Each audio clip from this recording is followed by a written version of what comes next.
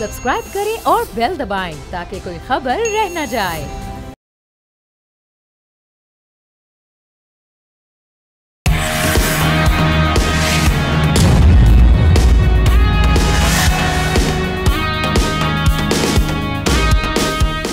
अस्सलाम वालेकुम नाजरीन, आप देख रहे हैं न्यूज़ पंच। मैं हूं आमना खटाना। नाजरीन, उर्दू का एक मुहावरा है, काम के ना काज के दुश्मन अनाज के। ये मुहावरा कराची को बिजली सप्लाई करने वाली कंपनी के इलेक्ट्रिक पर बिल्कुल फिट बैठता है। जब कराची में बिजली की तलब बढ़ती है, हम देखते हैं कि लोड शेडिंग भी यहाँ पर बढ़ जाती है। अदालतें नोटिस लेती हैं, लेकिन कोई के इलेक्ट्रिक का कुछ नहीं बिगाड़ सकता। हुकूमत सख्त कार्रवाई का ऐलान तो करती है और साथ ही साथ इसे सालाना 200 अरब रुपए की सब्सिडी भी देती है। इसके बावजूद ये नाअहल इदारा 1 मेगावाट बिजली भी पैदा नहीं कर सका। अंधेर नगरी देखिए कि सेज सरमायाकारी ग्रुप के कराची इलेक्ट्रिक में इस वक्त 36% शेयर्स हैं, लेकिन सिर्फ 9% शेयर्स रखने वाला अलजुमे ग्रुप के इलेक्ट्रिक के इंतजामी उमूर पर इस वक्त कब्जा किए बैठे है। SECP को शेयर होल्डर्स की तफसीलात देने से भी गुरेजा है, मगर कोई पूछने वाला नहीं है। यहाँ पर इसका हिसाब कौन लेगा? कौन कराची वालों को के इलेक्ट्रिक की नाअहली का निजात दिलाएगा? इन सवालों के जवाब ढूंढने की कोशिश करते हैं। हमें ज्वाइन किया है सीनियर एनालिस्ट एहतशामुल हक साहब ने शो में। साथ हमें सैयद हफीजुद्दीन साहब, रहनुमा हैं MQM पाकिस्तान कराची के और MQM पाकिस्तान के। उनसे बात करते हैं। आगाज़ करूँगी मैं हफीज़ साहब आपसे। अभी ये जो के इलेक्ट्रिक है, जो इस वक्त बोझ बना हुआ है, मसाइल ही मसाइल हैं, और इस वक्त हम देख रहे हैं कि बिजली पैदा करने वाला एक माफ़ी है। मुनम ज़फ़र साहब भी उस दिन बात कर रहे थे, वो भी कह रहे हैं कि ये सबसे बड़ा माफिया है। इस वक्त हम देख रहे हैं पब्लिक सेक्टर में अगर कोई है तो वो के इलेक्ट्रिक है। अब यहाँ पर मसाइल भी हैं, लेकिन हुकूमत बजाय कि ऑडिट हो इनका, वहाँ पर हम देख रहे हैं 200 अरब रुपए की सालाना सब्सिडी दी जा रही है। तो किस तरह से मामला बेहतर होंगे फिर?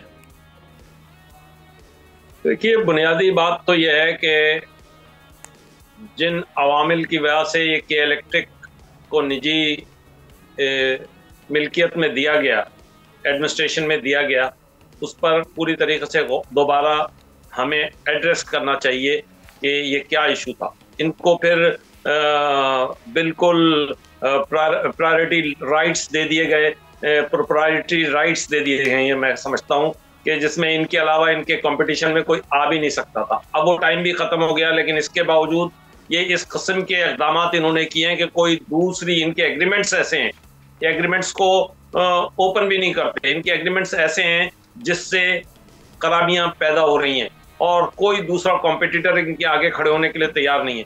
आज आप उठा के देख लीजिए कि जो बिजली है वो हमारे पास ये न्यूक्लियर बिजली पैदा हो रही है, वो भी ये पूरी यूटिलाइज नहीं करते, ये आवाम को नहीं देते। अपने इनके इश्यूज इतने गंभीर हैं कि अगर इनको हम इसके ऊपर काम करना शुरू करें तो हम परेशान हो जाएं।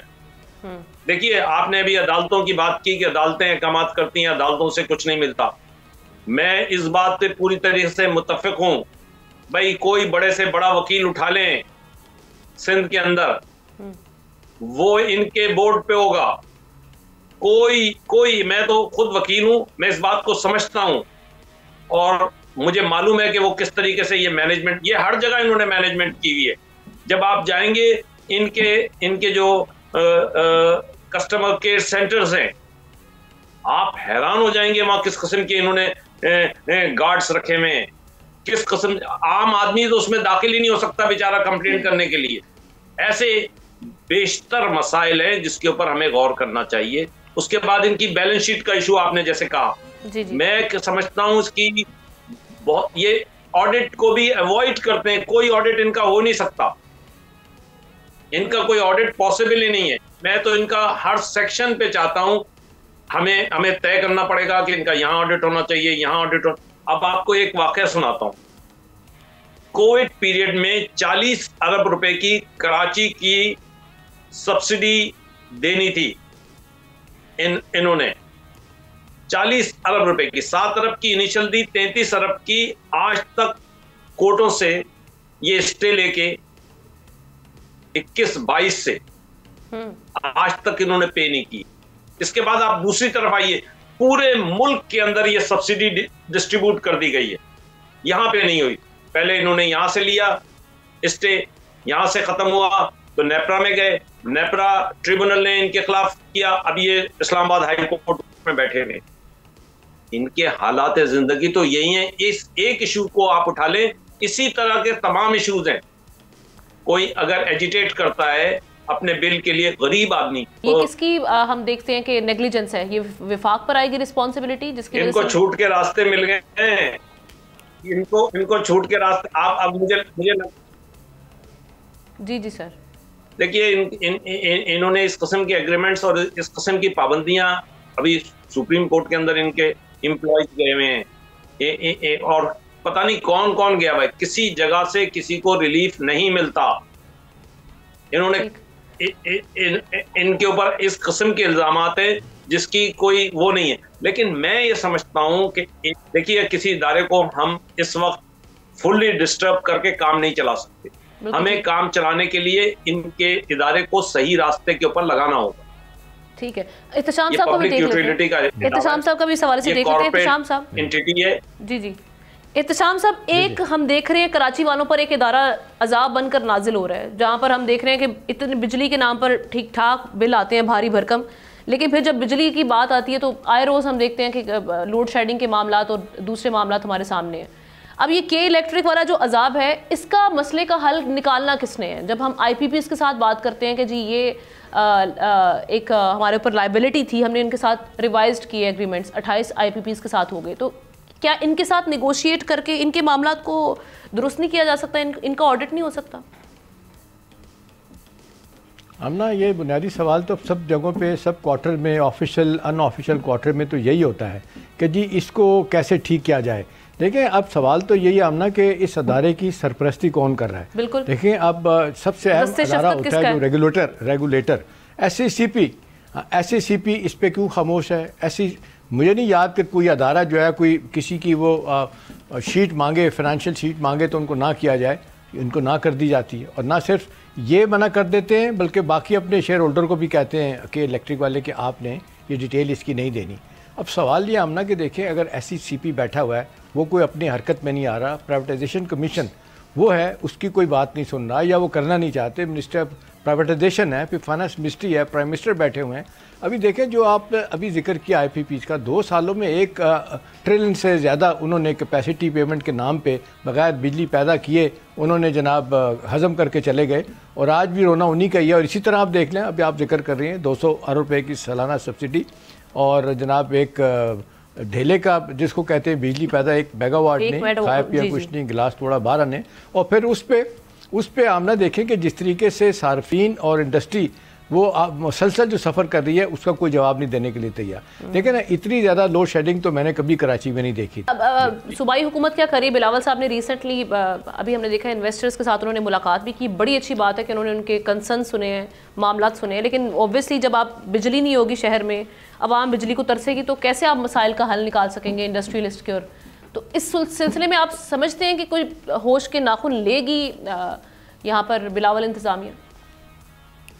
देखिए, मैं तो बड़ा अफसोस के साथ ये बात कहूँगा कि सिंध गवर्नमेंट इतने तवील अरसे से सिंध पे हुकूमत कर रही है, पीपल्स पार्टी, और उसकी परफॉर्मेंस को आप देखेंगे तो आप परेशान हो जाएंगे। मैं सिंध असेंबली का भी मेंबर रहा हुआ हूँ, इससे पहले मैं एडवाइजर भी था लियाकत जदोई साहब की कैबिनेट में। मैंने सारी चीज़ें बहुत करीब से देखी हुई हैं और मेरा तजुर्बा भी अल्हम्दुलिल्लाह है इन सब चीज़ों के ऊपर। मैं समझता हूं कि देखिए, साइट जहां से मैं MNA हूं, साइट एरिया से हूं, वहां पर 1992 में 22 लाख लेबर होती थी। आज वहां पे 2 लाख लेबर नहीं है, 2-2.5 लाख। आप सोचें कि वहां की सारी इंडस्ट्री बंद है, पानी बिजली के इश्यूज हैं, सरे दस्त खड़े हुए हैं, कोई पूछने वाला ही नहीं है। अच्छा, बिजली का इशू की वजह से पानी का भी इशू होता है। वहां पे इंडस्ट्रियल एरिया को इन्होंने इतनी नाकदरी है इंडस्ट्रीज की, खास तौर पे उनके साथ जो इनका बर्ताव है के इलेक्ट्रिक का, आप तसव्वुर नहीं कर सकते।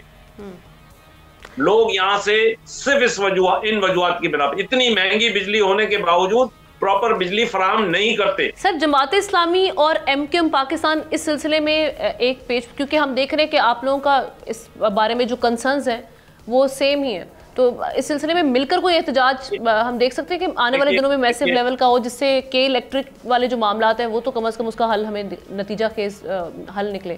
देखिए, मैं आपको बताऊं कि मैं कोई जमात इस्लामी पे तनकीद नहीं करना चाहता।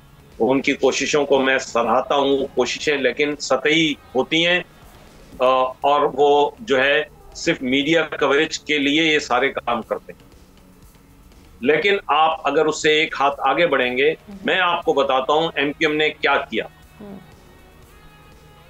खालिद मकबूल भाई, मुस्तफा कमाल साहब, फारूक सत्तार, ये सब के सब तमाम इदारों से प्रॉपर मीटिंग्स करते रहे।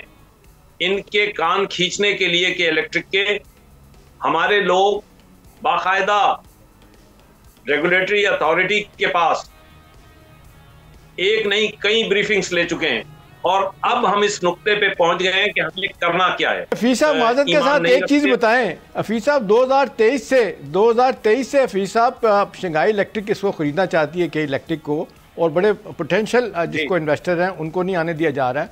2019 से अबराज ग्रुप जो है ना वो छोड़ के चला गया, मैनेजमेंट नहीं ले रहा, इसलिए कि यहाँ पे इतनी धांधली इतने मसाइल हैं। तो आपको क्या लगता है कि फिर इसका पीछे जो बंदे बैठे हैं उनको कैसे सीधा किया जा सकता है? देखिए, मैं आपसे अर्ज करूं, इस सारे मसले जी इस सारे मसले के अंदर इस सारे मसले के अंदर हमें आपने ये जो नाम लिए हैं शंघाई इलेक्ट्रिक ने तो लेटेस्ट मेरी इंफॉर्मेशन ये है कि उन्होंने रिफ्यूज किया है, डिक्लाइन किया है कि वो टेक ओवर नहीं करना चाहते। पहले तो उनको परमिशन नहीं दी गई जब वो परमिशन मांग रहे थे। उनकी भी सख्त शराइत थी जिसकी बुनियाद पर वो अपना इन्वेस्टमेंट यहाँ लाना चाहते थे, और शंघाई इलेक्ट्रिक आ जाती तो शायद कोई बेहतर होता काम। हम तो कोशिश कर रहे हैं सारे मसले का कोई हल निकालें। मैंने आपको बताया ना इन्होंने क्या किया हुआ है। देखिए ना, ये 33 अरब की 21-22 की सब्सिडी देनी है, नहीं दे रहे। मैं खुद स्टैंडिंग कमेटी इंडस्ट्रीज का चेयरमैन हूँ, मैं इनको कॉल कर रहा हूँ। आज 6 मीटिंग्स हो चुकी, 6 मीटिंग्स हो गई। इनका नुमाइंदा ये भेज देते हैं। मैं कहता हूँ भाई तुम्हारे पास इख्तियार है, तुम कोई कमिटमेंट कर सकते हो, तुम बता सकते हो क्या इशू है। इवन वसीम मुख्तार साहब के साथ जो चेयरमैन है नेपरा के, उनसे उनके पास ये वाली बात तय हुई और मोनिस इलाही को ऑनलाइन लेके बात तय की गई कि बैठ के मीडिएट करते हैं और इसका कोई हल निकालते हैं। तुम क्यों कोर्टों के पास जा रहे हो, तुम्हारा क्या प्रॉब्लम है? इनका 2-4-5% का प्रॉब्लम है, उसकी बुनियाद पे कोर्टों में गए हैं। ठीक है, चलिए हम होप करते हैं कि इस मामले में जो आपकी जो नतीजा खेज और कराची वाले के जो मसाइल हैं के इलेक्ट्रिक को लेके, जो बिजली को तरसती हुई आवाम है, उनके मसाइल जो हैं उनका हल निकले। Thank you so much. Saeed Hafeezuddin साहब एमक्यूएम पाकिस्तान के रहनुमा हमारे साथ मौजूद थे, आपका शुक्रिया अदा करेंगे। अपनी नेक्स्ट स्टोरी की जानिब चलते हैं जो कि सिक्योरिटी चैलेंजेस से रिलेटेड है। 1 फरवरी को बलूचिस्तान के ज़िला कलात में दहशतगर्दों के हमले में 18 सिक्योरिटी एहलकार शहीद हो गए, जबकि जवाबी कार्रवाई में 23 दहशतगर्दों को हलाक किया गया। इससे पहले 28 जनवरी को बलूचिस्तान के ही ज़िला कला अब्दुल्ला में एक चेक पोस्ट पर हमले में पाक फौज के 2 जवान शहीद हुए और 5 दहशतगर्दों को जहन्नुम वासिल किया गया। पिछले चंद साल के दौरान बलूचिस्तान और पख्तूनख्वा में दहशतगर्दी के वाक़यात में नाज़रीन नुमाया इजाफा हुआ है। गुज़श्ता साल दहशतगर्दी के 92% वाक़यात इन्हीं 2 सूबों में पेश आए हैं। बलूचिस्तान में बैनुल-अक़वामी माशी और तिजारती मंसूबे ज़ेर तकमील हैं। दहशतगर्दी के मुसलसल वाक़यात इन्हीं मंसूबों के खिलाफ साजिशों का हिस्सा हैं। नेक्टा के मुताबिक 2001 से लेकर 2022 तक दहशतगर्दी की वजह से मुल्की मईशत को 35 ट्रिलियन रुपए का नुकसान हुआ है। अब दहशतगर्दी को जड़ से कैसे उखाड़ा जाए, इस सिलसिले में आज वज़ीर-ए-आज़म मोहम्मद शहबाज शरीफ ने खुसूसी कोयटा का दौरा किया। वज़ीर-ए-आज़म के ज़ेर सदारत बलूचिस्तान की अमन व अमान की सूरत हाल पर जायज़ा इजलास मुनाकिद हुआ, जिसमें सूबे की अमन व अमान की सूरत हाल, तरक्याती मनसूबों पर पेशरफ्त और दीगर अहम सूबाई उमूर पर ब्रीफिंग उनको दी गई। दहशतगर्दी का मुस्तकिल इलाज कैसे मुमकिन है, बात करते हैं। इसमें हमें ज्वाइन किया है एहतशामुल हक साहब, सीनियर तजियाकार, उनके साथ साथ हमें ज्वाइन किया है शाहिद रिंद साहब ने, तर्जुमान बलूचिस्तान हुकूमत। Thank you so much sir for joining the show. सबसे पहले आपकी जानिब आ रही हूँ, हम देख रहे हैं पाकिस्तान के जो ईस्टर्न एंड वेस्टर्न ये दोनों बॉर्डर्स जो हैं, इस पर हमें सख्त सिक्योरिटी चैलेंजेस का सामना है और पिछले 3 सालों में ये जो चैलेंजेस हैं ये बढ़ चुके हैं। आप इन हमलों में इजाफा देख रहे हैं, लेकिन क्या समझते हैं कि इनको सिक्योर करने में बॉर्डर्स को हमें किन बैरियर्स का सामना है?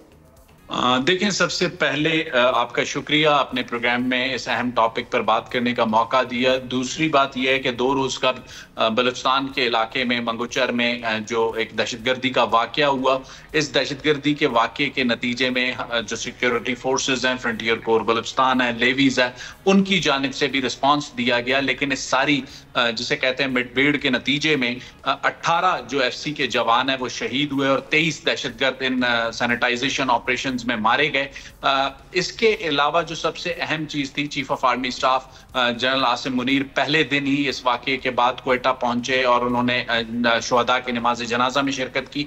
और आज प्राइम मिनिस्टर मोहम्मद शहबाज शरीफ क्वेटा में मौजूद थे, जहां पर उन्होंने वाकये में जख्मी होने वाले जो अफराद हैं उनसे मुलाकात की। और उसके बाद वजीर आला हाउस में एक अहम लॉ एंड ऑर्डर की मीटिंग थी, जिसमें प्रेजेंटेशन पूरी दी गई प्राइम मिनिस्टर को और सारी सिचुएशन पर चीफ सेक्रेटरी बलूचिस्तान और चीफ मिनिस्टर बलूचिस्तान सरफराज बुगटी की जानिब से, जिस पर प्राइम मिनिस्टर ने कुछ अहम फैसले क्वेटा में ही कर लिए हैं। इसके अलावा कुछ अहम फैसले हैं जिनमें जो कानून साजी से रिलेटेड हैं, जिनकी ज़रूरत है, इन दहशतगर्दों के खिलाफ जो कार्रवाइयाँ होनी है उनको एक लीगल कवर की ज़रूरत है। उसके लिए लाजमी सी बात है, आइंदा आने वाले चंद दिनों में नेशनल एपेक्स कमेटी की एक मीटिंग कॉल की गई है। उस नेशनल एपेक्स कमेटी के लेवल पे ये फैसले किए जाएंगे। आपको याद होगा कि खैबर पख्तूनख्वा में भी जब सिक्योरिटी फोर्सेस के ऑपरेशन का फैसला हुआ था APS के साने के बाद, तो उसके लिए एक पॉलिटिकल जिसे कहते हैं इत्तफाक राय पैदा किया गया था। तो कुछ इसी तरह की एक कोशिश जो है बलूचिस्तान के हवाले से भी आइंदा आने वाले चंद दिनों में होगी। और नेशनल एपेक्स कमेटी के जो फैसले होंगे उनमें एक लीगल कवर होगा बलूचिस्तान में जो भी दहशतगर्दी के खिलाफ कार्रवाइयाँ होने जा रही हैं, जो प्रोविंशियल एक्शन प्लान सूबाई हुकूमत की जानिब से बनाया गया है और उसमें जो वैल्यू एडिशन फेडरल गवर्नमेंट ने और सिक्योरिटी फोर्सेज ने करनी है, उस पर अमल दरामद के लिए अहम फैसले आइंदा चंद रोज में ले लिए जाएंगे। लेकिन एक बात हमें समझनी होगी, आपने 3 साल के वाकयात का जिक्र किया। बलूचिस्तान और खैबर पख्तूनख्वा को गुज़िश्ता 2 दहाइयों से काउंटर टेररिज्म का सामना है और बड़े अफसोस के साथ ये कहना पड़ता है कि गुज़िश्ता 2 दहाइयों में बलूचिस्तान में पॉलिटिकल साइड पे पॉलिटिकल गवर्नमेंट्स ने उस ओनरशिप के साथ काउंटर टेररिज्म या काउंटर नैरेटिव पर काम नहीं किया। ये पहली मर्तबा है जब वज़ीर आला बलूचिस्तान सरफराज बुगटी की सरबराही में गवर्नमेंट ऑफ बलूचिस्तान ने अपना एक प्रोविंशियल एक्शन प्लान तरतीब दिया है और उस पर अमल दरामद का आगाज अक्टूबर से हो चुका है। लाजमी सी बात है उसमें कुछ वक्त लगेगा उसके नताइज सामने आने में और उस पर अमल दरामद। एक इशू पे ये भी है कि कुछ नाराज बलोच हैं, अगर उनकी कंसर्न्स जो हैं आप समझते हैं कि उनको दूर किया जाए तो ये जो खला है जिसमें दुश्मन जिसका फ़ायदा उठा रहा है, इसको पुर किया जा सकता है? देखिए, आपने एक इस्तेलाह इस्तेमाल की है नाराज बलोच। वज़ीर आला बलूचिस्तान सरफराज बुगटी डे 1 से इस बात पे बहुत वाज़े अंदाज में फ्लोर ऑफ द हाउस बात कर चुके हैं। इसके अलावा मीडिया पर उनके इंटरव्यूज रिकॉर्ड पर हैं कि हमें इस कंफ्यूजन से निकलना होगा। नाराज बलोच कौन है? सबसे पहले आपको ये फैसला करना होगा कि आप नाराज बलोच किसे गर्दानते हैं। वो जो बैरून मुल्क बैठे हैं, वो जिन्होंने बंदूक उठाई हुई है, या वो जो विद इन पाकिस्तान के पैराडाइम में कॉन्स्टिट्यूशन ऑफ पाकिस्तान के तहत रहते हुए अपने हुकूक मांग रहे हैं। तो इस सारी चीजों की क्लैरिटी की जरूरत है। आज की मीटिंग में भी बहुत वाज़े अंदाज में प्राइम मिनिस्टर और चीफ मिनिस्टर दोनों ने इस बात पर इत्तफाक राय किया कि जो भी शख्स कॉन्स्टिट्यूशन ऑफ पाकिस्तान के तहत हुकूक मांगने की बात करता है उससे तो बात हो सकती है, लेकिन कॉन्स्टिट्यूशन के बाहर कोई भी मुतालबा जो है उसे ना तो सूबाई हुकूमत एंटरटेन करने को तैयार है, ना फेडरल गवर्नमेंट और ना जो सिक्योरिटी स्टेक होल्डर्स हैं वो। जी ठीक है, thank you so much. Shahid Rind साहब हमारे साथ मौजूद है इस मसले पर बात करने के लिए। एक ब्रेक लेते हैं, ब्रेक के मुल्हक साहब इस मसले पर बात करेंगे ब्रेक के बाद।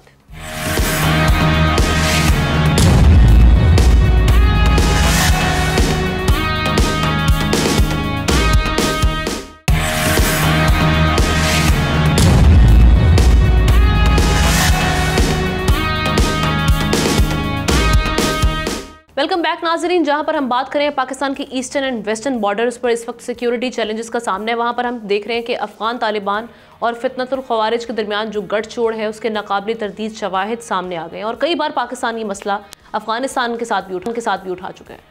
30 और 31 जनवरी की रात डेरा इस्माइल खान की तहसील कलाची में सिक्योरिटी फोर्सेस ने कामयाब ऑपरेशन किया, जिसमें हलाक होने वाले 4 दहशतगर्दों में से एक अफगानिस्तान के सूबा बागदीस के नायब गवर्नर मौलवी गुलाम मोहम्मद अहमदी का बेटा बदरुद्दीन उर्फ यूसुफ भी शामिल है। इस इंकशाफ ने पाकिस्तानी खदशात को दुरुस्त साबित किया।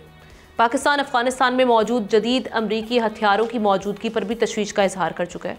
दूसरी जानिब अफगान तालिबान के जबरी दौरे हुकूमत और संगीन तरीन अवामी सूरत हाल पर special inspector general for Afghan reconstruction की रिपोर्ट जारी कर दी गई है। अरबों डॉलर्स की इमदाद के बावजूद तालिबान हुकूमत तामीर नौ के कामों में नाकाम साबित हुई है।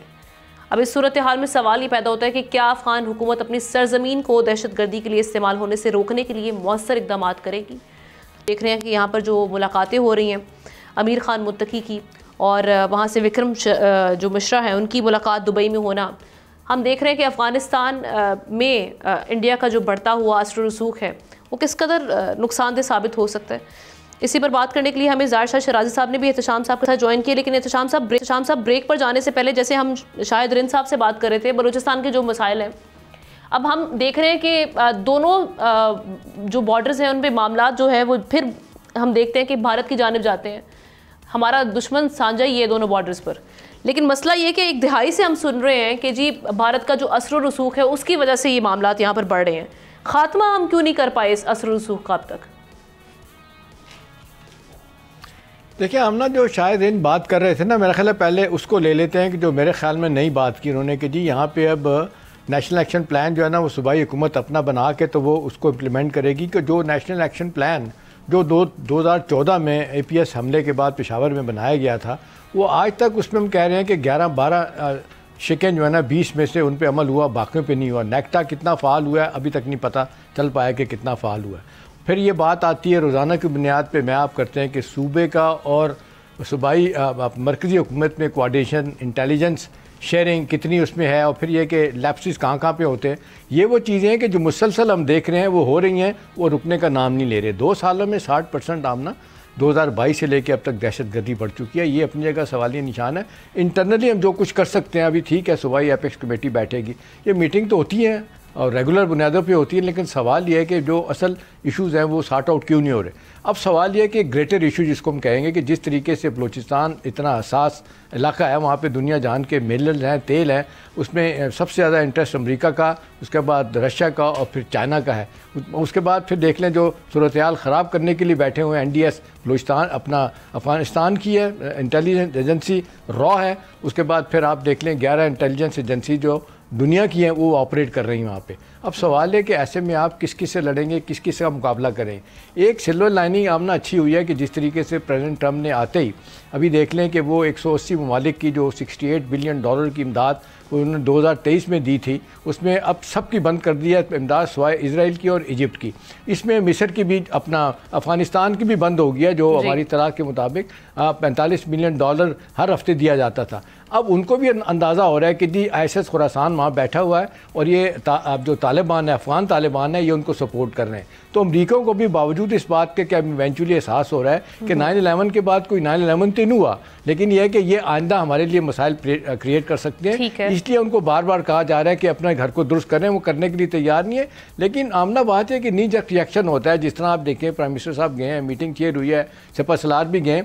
अब होना चाहिए कि जो वहाँ पे फैसले किए हैं उनको मिनिमम इम्प्लीमेंट किया जा सके, ताकि वंस एंड फॉर ऑल दहशतगर्दी का अगर खात्मा नहीं होता तो किसी हद तक तो उसमें कमी आ सकती है। शाह साहब की जानिब चलते हैं। शाह साहब, ये 2 सूबे हैं, हम दोनों में देख रहे हैं कि इस वक्त कितनी जानें इस वक्त कुर्बान हो रही हैं, दहशतगर्दी की नज़र हो रही हैं, लेकिन अब इनको इमीडिएटली देखने की ज़रूरत है। अभी जो इंडिया अफगान नेक्सस है जो हम देखते रहे हैं, अशरफ गनी की गवर्नमेंट में भी रहा, हामिद करजई के में भी रहा, और अब हम देख रहे हैं कि तालिबान का झुकाव, जो सारी सिचुएशन देखते रहे थे, उनका झुकाव भी अब इंडिया की जानिब बढ़ गया है। एक तो इसकी वजह क्या है, झुकाव बढ़ने की वजह, दूसरा पाकिस्तान इस नेक्सस का मुकाबला करने के लिए फौरी तौर पर अब हमें क्या करना पड़ेगा, क्योंकि बातों से आगे बात तो निकल गई कि हम उनसे डायलॉग्स करते रहे, उनको कंसर्न्स बताते रहे, लेकिन वहाँ से कुछ अमल नहीं किया गया उस पर। अब होगा क्या आगे? देखिए, जो इम्पोर्टेंट चीज़ है मेरे ख्याल में पहले उसको एड्रेस करते हैं। इस वक्त ये खिता एक बार फिर जो US लेड कोलिशन है उसको एक प्रॉक्सी वार जोन बना दिया है, और जो प्रेसिडेंट ट्रंप का ऐलान हुआ है, पहले मैं उस पर बात करूंगा, खासतौर पर जो $7 बिलियन से ज़ायद का असला मौजूद है। जैसे प्रेसिडेंट ट्रंप ने कहा कि जी अब हम इमदाद उस वक्त देंगे जब तक ये हमें अपना असला वापस करेंगे। तो उसके बाद मेरे आपको एक बड़ी खबर देता हूँ कि मेरे कुछ बड़े इन डेप्थ सोर्सेज से बात हुई है कि उसके बाद बहुत सारे जो वार लॉर्ड्स हैं, तालिबान ग्रुप हैं, मिलिटेंट्स ग्रुप हैं, या इवन हम अफगान गवर्नमेंट के अंदर जो लोग जिनके पास असला कब्जे में है, और उन्होंने जो है इसको ओपनली अब मार्केट में बेचना शुरू कर दिया है। और अगर हम देखें तो इस वक्त जो सबसे बड़ा बायर और पैसा सप्लाई करने वाला है वो इंडियन लॉबी है, और इंडियन लॉबी को डायरेक्टली इजरायली नेक्सस और तमाम दुनिया के अंदर वो लोग फंड करें जो कि पाकिस्तान और चाइना को काउंटर करने की कोशिश कर रहे हैं। तो मेरे ख्याल में एक बड़ा खतरनाक मामला हो गया है। दूसरा देखिए, ये असला अब चाइनीज़ भी इसमें इंटरेस्ट ले रहे हैं, तो अब अगर वाकई अमेरिका इमदाद बंद करता है और इस बात से मशरूत करता है कि वो असला वापसी के साथ उनकी इमदाद शुरू की जाएगी, तो ये एक ओपनली बिकना शुरू हो जाएगा, जो कि ना सिर्फ पाकिस्तान के लिए एक बहुत बड़ा खतरा है बल्कि सेंट्रल एशियन ममालिक के लिए, चाइना के लिए, इवन रशिया के लिए एक बहुत बड़ा खतरा है और ईरान के लिए भी खतरा है। तो ये तमाम ममालिक का एक कंसर्न जो है इस वक्त होगा, और एक मैसेज बड़ा क्लियरली दे दिया गया है अफगान गवर्नमेंट को कि उन्होंने इस असले को भी कंट्रोल करना है। और दूसरा, हमदुल्ला फितरत जो कि डिप्टी तर्जुमान है अफगान गवर्नमेंट के, उन्होंने बाकायदा तस्दीक की है कि हमारे पास जो है वो असला बड़ी तादाद मिकदार में मौजूद है जो कि अमरीकी और इत्तेहादी अफवाज छोड़ के गई है, लेकिन वो महफूज है। अब महफूज आप देख सकते हैं कि पाकिस्तान के अंदर जितने हमले हुए हैं, चाहे वो कबायली इलाकों, मुझे याद है अफगान वार शाह साहब जिस वक्त पीक पे थी तो मैंने खबर दी थी, वो स्कूप ऑफ द ये साबित हुई थी कि 500 स्टिंगर मिसाइल जो है ना वो आमना अमरीकियों ने अफगानियों को दिए थे। उसके बाद क्या हुआ था, वो पेशावर में आके और इधर उधर से वो दुनिया जान की दहशतगर्द तंजीमें, Sikh militant, Irish Republican Army, वो 250 मिसाइल जो है ना उन्होंने भेज दिए थे। उसके बाद फिर अमेरिका ने पैसे दे के वो 250 मिसाइल जो वापस लिए थे उनसे। शाह साहब आप कंटिन्यू करें। मेरे ख्याल में स्टिंगर वाला मामला अपनी जगह पे, लेकिन इस वक्त जो वेपन्स हैं वो आपके पास हाई स्नाइपर गन है, आपके मिडनाइट विजन गॉगल्स है, इवन आप जहाज़ों और उनकी बात करते हैं अपाची गनशिप हेलीकॉप्टर। कल एक सोर्स ने मुझे आगे बताया उनके पास एक पूरी डायग्राम मौजूद है और पूरा अपाची हेलीकॉप्टर्स उनके कब्जे में, जो कि वो ओपन सेल है। मेरे ख्याल में ये बहुत बड़ी खतरनाक सिचुएशन है अमेरिका के लिए भी, और देखिए क्रेडिबिलिटी अमेरिका की भी ख़राब हो रही है क्योंकि वो यहाँ अफगानिस्तान से एक बार फिर भागे हैं, क्योंकि स्टिंगर वाला मसला अपनी जगह पर, लेकिन ये एक बहुत बड़ा जो टेक्नोलॉजी शिफ्ट होगा। अमरीकी जितना लेटेस्ट असला था वो चाइनीज उसके अंदर इंटरेस्टेड है खरीदने के लिए, वो इंडियन खरीदने के लिए इंटरेस्टेड है, और अब ये ओपन सेल है जब से ये ऐलान हुआ है। दूसरा जो मैं बात कर रहा हूँ, देखिए अफगानिस्तान की हुकूमत, काबुल हुकूमत इस वक्त बिल्कुल फितना अल खवारिज को सपोर्ट कर रही है, वो ISK को सपोर्ट, ISK के साथ उनका मुकाबला जरूर है, लेकिन वो BLA, BNA, TIP सबको उन्होंने अपनी एक पुश्तनवली के कोड के तहत और जो जहादी माइंडसेट है उसकी वजह से ये एक लोग है और इन्होंने इनको बाकायदा पनाह दी हुई है। दूसरा एक बड़ी खबर में आप, अफगानिस्तान ने पाकिस्तान से ये भी मुतालबा किया है कि वो $7 बिलियन अगर उनको देने के लिए तैयार होते हैं ये जो दहशतगर्द हैं फितना अल खवारिज, तो इनको वो इस बॉर्डर से रीलोकेट करके सेंट्रल अफगानिस्तान में लेके जाएंगे, और यही काम वो अमेरिका के साथ करें। तो अब मेरे ख्याल में अफगान जो तालिबान है वो इस सरजमीन को दोबारा पैसा कमाने के लिए एक बहुत बड़ा जरिया जो है वो पैदा कर दिया उन्होंने। एक तो मिलिटेंट ग्रुप की जो रीलोकेशन के ऊपर वो खेल रहे हैं, दूसरा जो अहम नुकता वो ये है कि इस वक्त जो असला मौजूद है उसके ऊपर ये कारोबार करें। ये तमाम दुनिया के लिए एक बहुत बड़ा खतरनाक चैलेंज होगा, और प्रेजेंट टर्म में जो क्लियरली ठीक जी बिल्कुल रीजनल मेरे ख्याल में ममालिक हैं वो शायद बहुत ज़्यादा परेशान है, ईरान, चाइना, सेंट्रल एशियन ममालिक, और साथ साथ इस वक्त जो आपका अब रशिया है उसने भी अपना कंसर्न शो किया है। तो मेरे ख्याल में इंडियन को जो पुश किया जा रहा है कि वो आप यहाँ पे चाइनीज़ को काउंटर करने के लिए और रशियन इन्फ्लुएंस को काउंटर करने के लिए पैसा जो आ रहा है वो उसी लॉबी के थ्रू आ रहा है जो कि पाकिस्तान को डिस्टेबलाइज रखना चाहता है, जिसके लिए ठीक है। थैंक यू सो मच जाहिर शाह शराजी साहब। हमारे साथ एक ब्रेक लेते हैं, ब्रेक के बाद एक और अहम स्टोरी है, तो शाम सब साथ ही रहेंगे और एक नए गेस्ट के साथ।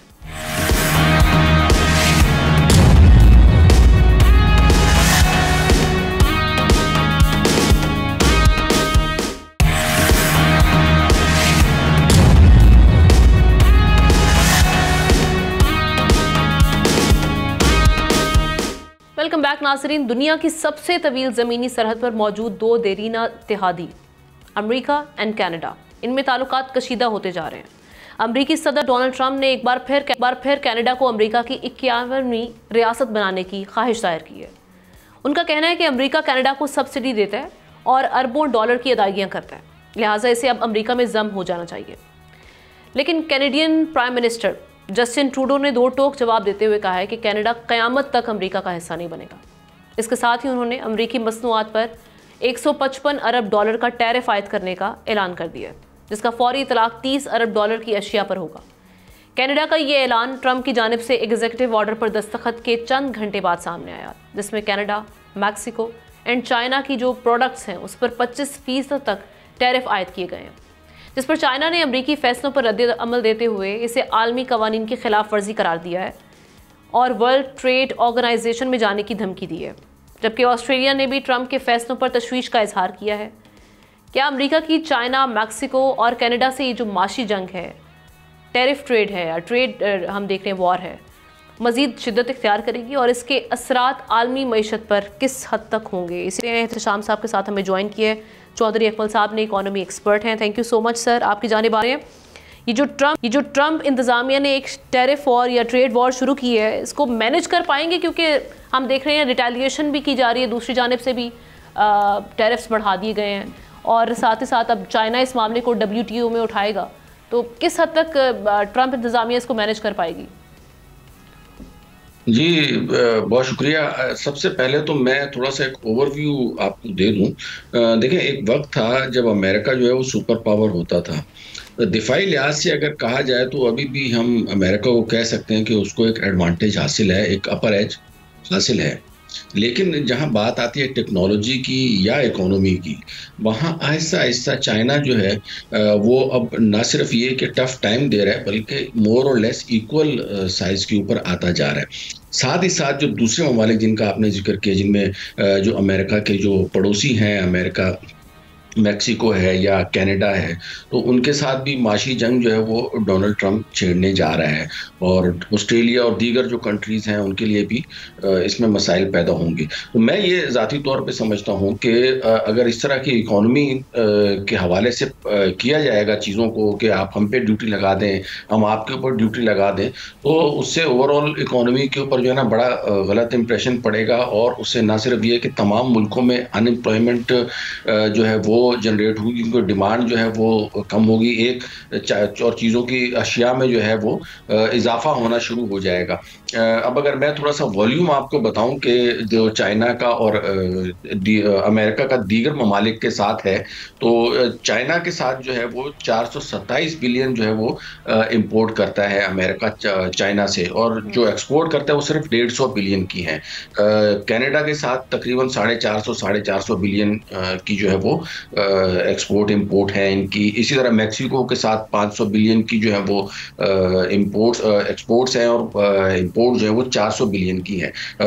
इंडिया के साथ कंपैरेटिवली कम है, 118 बिलियन की जो है वो इंपोर्ट्स हैं चाइना से और 73 बिलियन की जो है वो एक्सपोर्ट्स हैं। तो ओवरऑल देखा जाए तो ये दो तीन जो कंट्रीज हैं इनके साथ मोर और लेस जो है वो तकरीबन 1000 बिलियन या ट्रिलियन टाइप का इन तीनों कंट्रीज के साथ कंट्रीब्यूशन है एक दूसरे के साथ। और अगर इतनी बड़ी जो है वो इकोनॉमी के साथ जाहिर है फिर मैन फोर्स भी इन्वॉल्व होती है और दीगर मफादात भी होते हैं। तो ओवरऑल इकोनॉमीज के लिए जो है वो दोनों, चाहे चाइना हो या अमेरिका, उनके लिए प्रॉब्लम्स है। लेकिन हाँ, पाकिस्तान और पाकिस्तान जैसे ममालिक के लिए जो है वो इसमें अपॉर्चुनिटीज़ है, क्योंकि जाहिर है जब अमेरिका कोई एक चीज़ जो है वो चाइना से नहीं मंगवाएगा, उनकी चीज़ जाहिर है अमेरिका में महंगी हो जाएगी, तो पाकिस्तान के पास जो है वो अपॉर्चुनिटीज़ हैं, स्पेशली इन टेक्सटाइल सेक्टर या जो हमारा डेयरी प्रोडक्ट्स हैं, दूध है, चावल है, केले, मतलब फ्रूट्स वगैरह। तो हमारे पास जो है ना वो एक अच्छी अपॉर्चुनिटीज़ हैं कि जब ये अगर ये एक दूसरे ममालिक का टैरिफ बढ़ा देते हैं तो उनके मुल्कों में वो चीज़ें महंगी हो जाएंगी। तो हमारे लिए जो है वो इसको एज ए अपॉर्चुनिटी इसको लेना चाहिए। ये और बात है कि इंटरनेशनली जो है वो प्राइसिंग वॉर एक दूसरे ममालिक के दरमियान शुरू हो जाएगी। सही। अच्छा, एहतशाम साहब से भी इस पे लेते हैं उनका टेक। एहतशाम साहब, अभी जो यूरोपीय यूनियन के हवाले से भी कहा जा रहा है ना कि उस जाने भी जाया जाएगा, वहाँ पे भी टैरिफ्स बढ़ाए जाएंगे, लगाए जाएंगे, तो अगर वो होता है तो फिर वहाँ से भी कोई काउंटर प्लान आता है तो ग्लोबल फाइनेंशियल लैंडस्केप क्या बनने जा रही है आगे और इसके असरात क्या होंगे फिर? देखिए, हम ना अब जिस तरीके से इतने पॉम्प एंड शो के साथ इनकी इनॉग्रेशन हुई है 20 जनवरी को, उसके बाद जिस तरीके से थोक के हिसाब से एग्जेक्टिव ऑर्डर प्रेसिडेंट ट्रंप ने जारी किए हैं, उसके बाद से पूरी दुनिया जो है ना वो एक ज़बरदस्त तरीके से आपको देख रही है और परेशानी के आलम में है। और यूरोपियन यूनियन तो ख़ास तौर पे उन्हें नहीं कुछ समझ आ रहा है कि हमने तो एक नेटो के मास पे अभी बहुत कुछ उनसे बातें करनी है, और फिर इकोनॉमिक कंडीशन जिस तरीके की अमेरिका चाह रहा है वो अपनी मर्ज़ी की चाह रहा है। अभी 3 मुल्कों के साथ जो हुआ है, मैक्सिको और कनाडा 25% और जो कहा जा रहा था 60% लगेंगी ड्यूटीज़ इस पर, चाइना पे वो 10% ही लगाई हैं, 10% बाकी ममालिक पे लगाई हैं। हमने देखा अब प्रेसिडेंट ट्रंप को शायद ये एहसास भी हो गया, उन्होंने ट्वीट भी अगले दिन की थी कि I can very well imagine कि my decision will my decision will bring lot of pain to the American people, लेकिन उनको सब कुछ अरसे के लिए सब्र करना पड़ेगा। अभी सियासी अहदाफ हासिल करने के लिए अगर आप ये सब कुछ करेंगे तो ये नहीं लगता कि अल्टीमेटली जो अमरीकी हैं उनको कितना इसका नुकसान होगा। अकमल साहब, एक और चीज़ भी, जब दुनिया भर में हम देखते हैं पेट्रोल प्राइसेस हाई होती हैं तो फिर उसका इम्पैक्ट पाकिस्तान पर भी ठीक ठाक आता है। तो अब अगर ये वाले ट्रेड वॉर में हम चले गए हैं तो फिर उसका इम्पैक्ट तो आएगा इनडायरेक्टली पाकिस्तान पे। अपॉर्चुनिटी अपनी जगह, लेकिन ये वाला इम्पैक्ट तो आएगा। नहीं, इसमें कोई शक नहीं है कि उन ममालिक में बेशक महंगाई में इजाफा होगा, और जैसा कि मैंने बताया डोनाल्ड ट्रंप जो है ना वो चीज़ों को बहुत ओवर एस्टिमेट कर रहे हैं और उसे अभी चाइना की पावर का नहीं पता। लेकिन दूसरी तरफ अगर आप चाइना की बात करें तो उसकी भी अभी तक डॉलर के ऊपर डिपेंडेंसी है, उसके पास भी डॉलर के रिजर्व मौजूद हैं। तो वो चाइना कभी भी नहीं चाहेगा कि अमेरिकन इकोनॉमी जो है वो बिल्कुल एकदम डाउन हो जाए और डॉलर जो है वो बिल्कुल नीचे आ जाए। हाँ, अलबत्ता डोनाल्ड ट्रंप जो है वो ब्रिक्स ममालिक के पीछे या जो दीगर यूरोपीय यूनियन की यूरो करेंसी है उसके हवाले से जो है वो बड़े कंसर्न है। लेकिन मुझे जो इसमें ऑब्जेक्टिव नजर आता है डोनाल्ड ट्रंप का, वो सिर्फ ये है कि डॉलर को किसी तरीके से स्टेबल किया जाए। अभी उसे जो है ना इस ब्रिक्स के हवाले से बड़े चैलेंजेस का सामने, अगर वो करेंसी आ जाती है, यूरो उसे पहले ही टफ टाइम दे रहा है, तो ये सारी चीजें हैं। और उनके पीछे जो लॉजिक है ट्रंप इंतजामिया की, वो जैसा कि मैंने बताया वो डॉलर को स्ट्रॉन्ग करना है, और चाइना का उसके ऊपर रिएक्शन जो है ना वो बिल्कुल आएगा। Thank you so much. Chaudhry Akmal साहब हमारे साथ मौजूद थे और साथ ही साथ भी मौजूद थे। नाज़रीन, इस हवाले से बात कर रहे थे।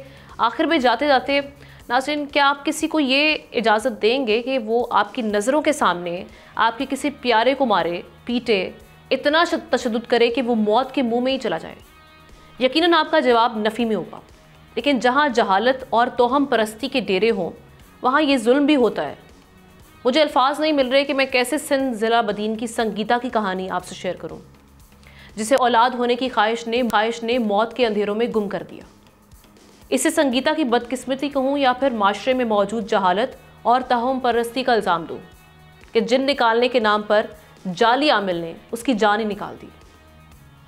जुल्म की इंतहा देखिए कि जिस वक्त जिन निकालने के नाम पर ये जाली आमिल संगीता को बदतरीन तशद्दुद का निशाना बना रहे थे, उसकी गर्दन के गिर्द लकड़ियां रख कर दबा रहे थे, तो उसका शौहर भी वहीं पर मौजूद था और उससे लाड प्यार करने वाला बाप भी ये मंजर देख रहा था। बाप ने तो इसे बचाने की भी कोशिश की, मगर जाली आमलों ने उसे भी डरा धमकाकर पीछे कर दिया। और जब संगीता की जान निकल गई तो ये आमिल वहां से फरार हो गए। इससे भी बड़ा जुल्म यह है कि संगीता की हलाकत की FIR में पुलिस ने ताज़ीरात पाकिस्तान की दफ़ा 322, जालसाजी 419, इज्तिमाई जुर्म दर्ज की है। और इस पर पुलिस का मौक़िफ़ है कि FIR में कत्ल और तशद्दुद की दफ़ात इसलिए शामिल नहीं की गई क्योंकि बज़ाहिर मुल्ज़िमान की कत्ल की नीयत नहीं थी और मकसद इलाज करना था। इस कमज़ोर FIR का फ़ायदा भी मुल्ज़िमान को होगा। यही वजह है कि संगीता जैसी ख़वातीन इस तोहम परस्ती की भीड़ चढ़ती रहती हैं और कमज़ोर FIR से फ़ायदा उठाकर मुल्ज़िमान छूट जाते हैं। हुकूमत को इस पर ख़ास तवज्जो देनी चाहिए ताकि मुल्ज़िमान को कैफ़िर किरदार तक पहुँचाकर इस जहालत तोहम से रोका जाए। इसके साथ ही प्रोग्राम का वक्त ख़त्म हो जाता है। आपसे हम इंशाल्लाह कल मुलाकात करेंगे। अल्लाह हाफ़िज़।